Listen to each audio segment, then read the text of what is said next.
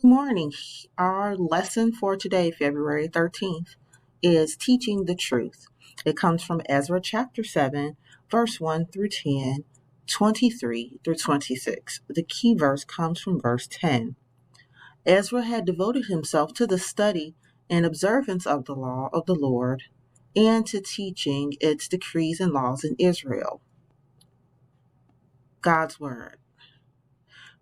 After these things, during the reign of Artaxerxes, king of Persia, Ezra, son of Sariah, the son of Azariah, the son of Hilkiah, the son of Shallum, the son of Zadok, the son of Ahitub, the son of Amariah, the son of Azariah, the son of Moriah, the son of Zerahiah, the son of Uzzi, the son of Buki, the son of Abishua, the son of Phinehas, the son of Eleazar, the son of Aaron, the chief priest.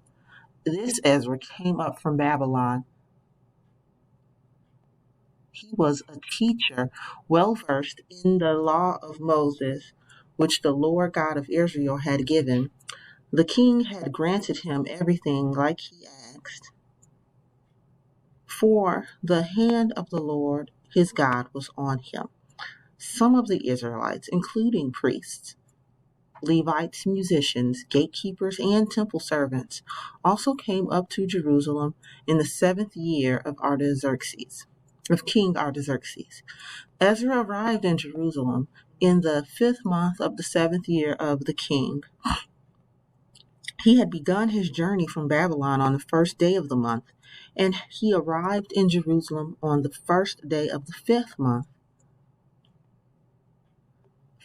For the gracious hand of his God was on him.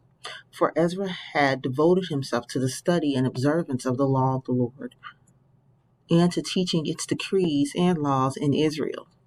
Whatever the God of heaven has prescribed, let it be done with diligence for the temple of God in heaven.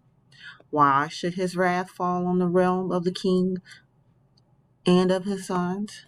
You are also to know that you have no authority to impose taxes, tribute, or duty on any of the priests, Levites, musicians, gatekeepers, temple servants, or other workers at this house of God. And you, Ezra, in accordance with the wisdom of your God, which you possess, appoint magistrates and judges to administer justice to all the people of Trans-Euphrates, all who know the laws of your God. And you are to teach any who do not know them. Whoever does not obey the law of your God and the law of the king must surely be punished to death by banishment, confiscation of property, or imprisonment. Bible story, teaching the truth.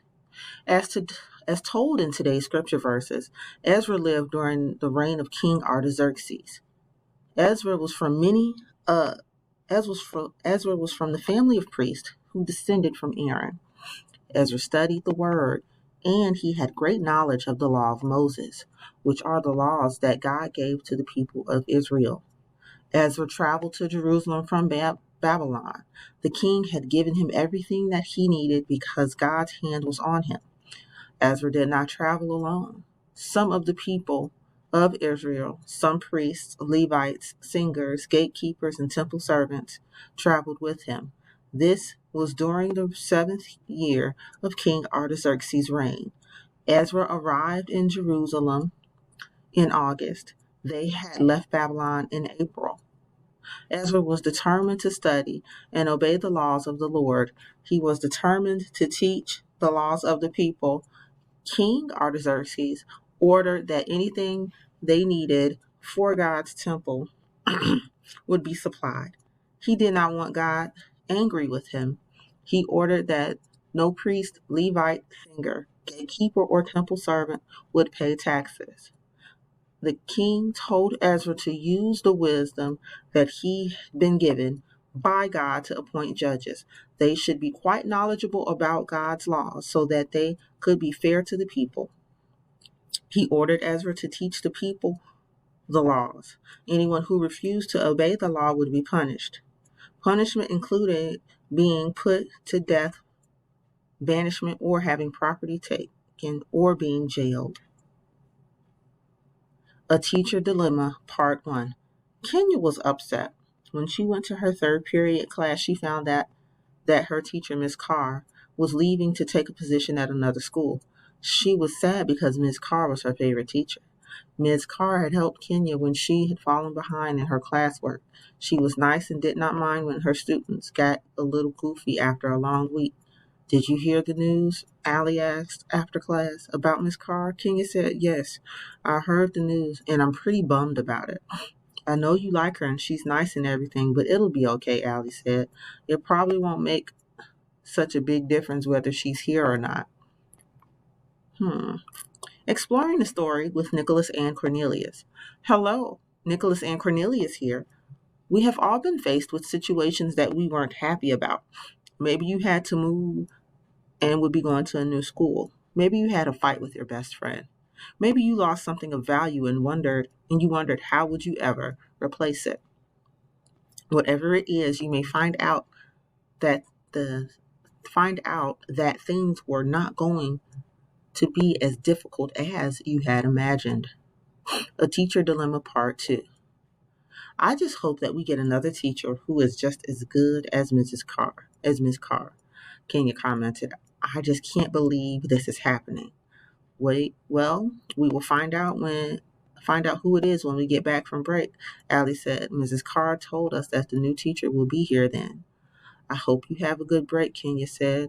I'm really not looking forward to coming back after the break. Kenya spent all of her break being sad and upset. She really did not look forward to meeting her new teacher. When they had come back after from their break, and Kenya walked into her third period class, she was surprised. Mrs. Lewis, a favorite substitute teacher, was greeting them. She had worried for nothing. Everything was going to be okay. Exploring the story with Nicholas and Cornelius. When we were studying today's lesson, I realized that sometimes things change, but the change is not as harsh as I imagined it would be. When Kenya faced the situation with her teacher, she spent a lot of time being sad and upset. What could Kenya do to keep her spirits up?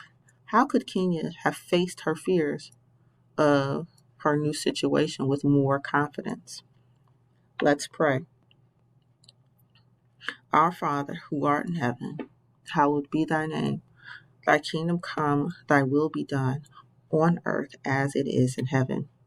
Give us this day our daily bread, and forgive us our trespasses, as we forgive those who have trespassed against us.